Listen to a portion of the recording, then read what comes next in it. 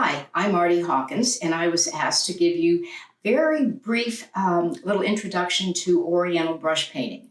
So, brush painting evolved in China in 200 to 300 AD. That was a pretty long time ago.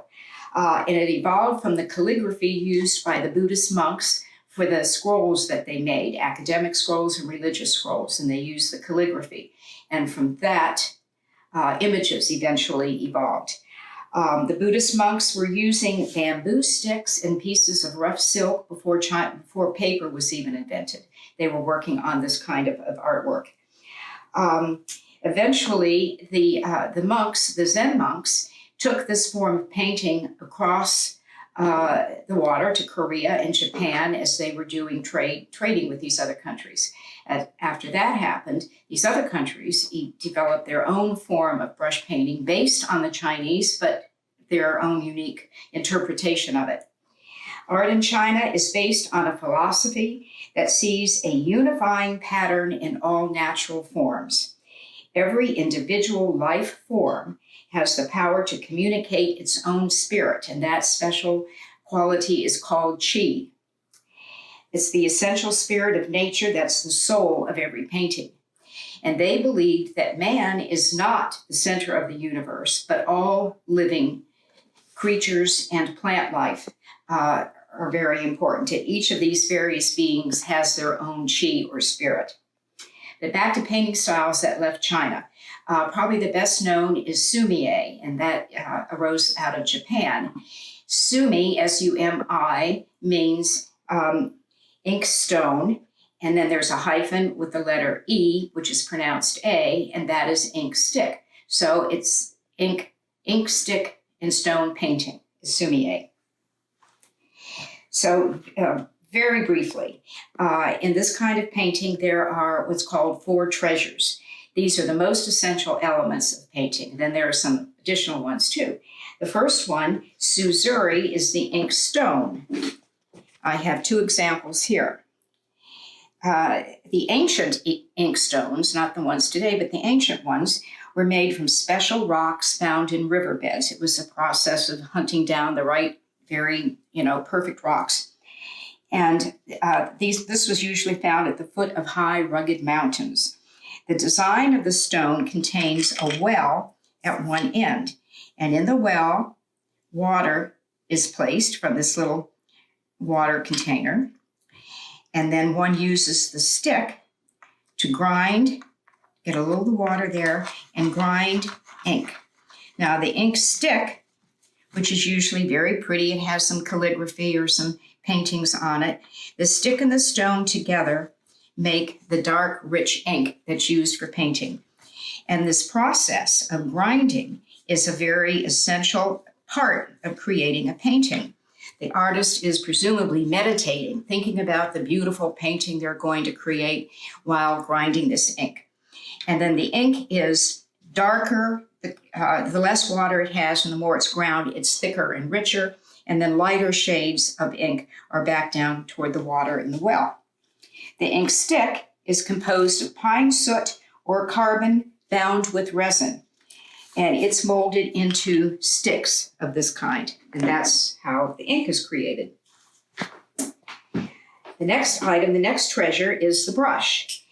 Sumi brushes are different from watercolor brushes or any other kind of brush. They are made with a bamboo handle.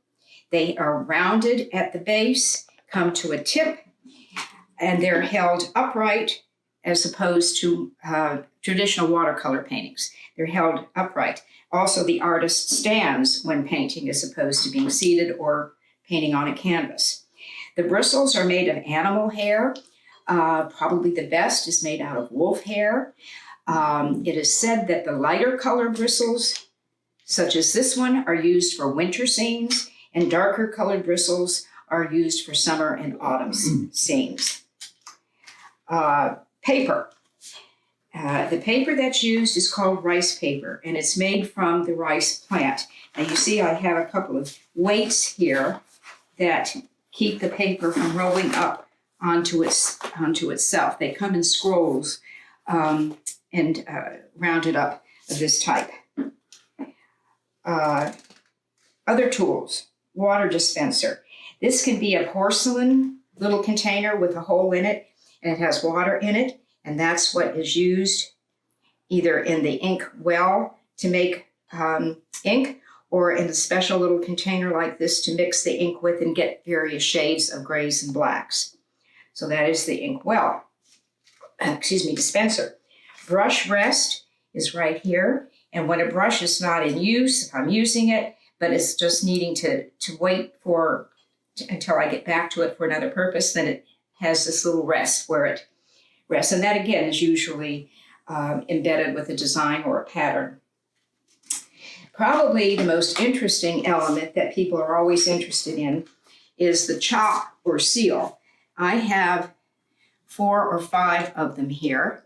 And they're all different. They're all really interesting, and I don't have time to tell you about all of them. One is very ancient and means rosy clouds. Another was carved for me. Another is just a commercial one. They're usually made of soapstone or wood. And I've put some of the patterns or designs here. And the seal ink, this red seal ink, is used in combination with the chop, and it's placed on a painting when the painting is finished. It's kind of the endorsement of the artist. It says, "This is it. I'm done," and it's the signature of the artist. And it's placed, as I said, it's placed on the painting when it's finished. So then the next thing, the final element of this, are the 4 gentlemen.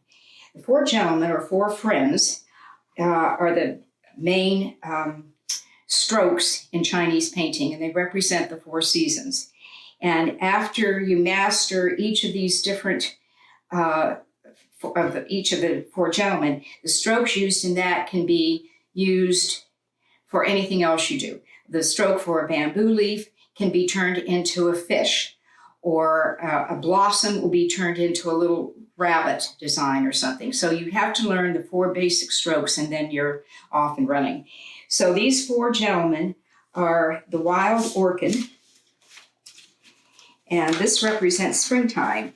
It's the strong flower that emerges at the end of winter, comes out of a rock and a little bit of bloom, and it's usually fragrant, and it's the wild orchid.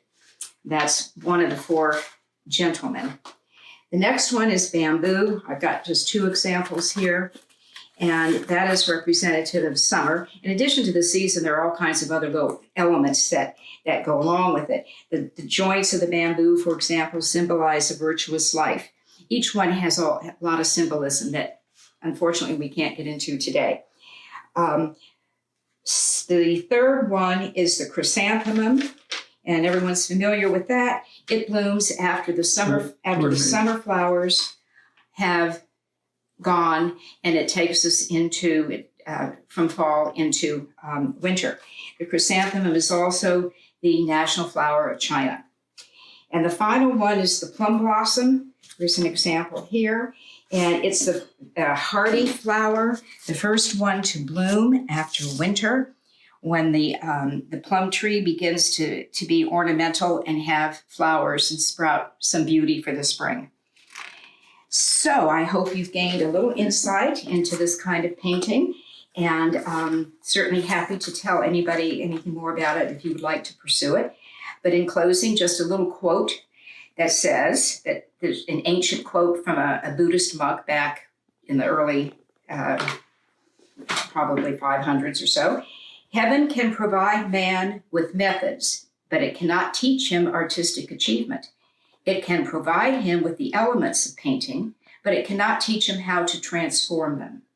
Thus, through the ages, painting has been rooted in heaven while attaining completion by man."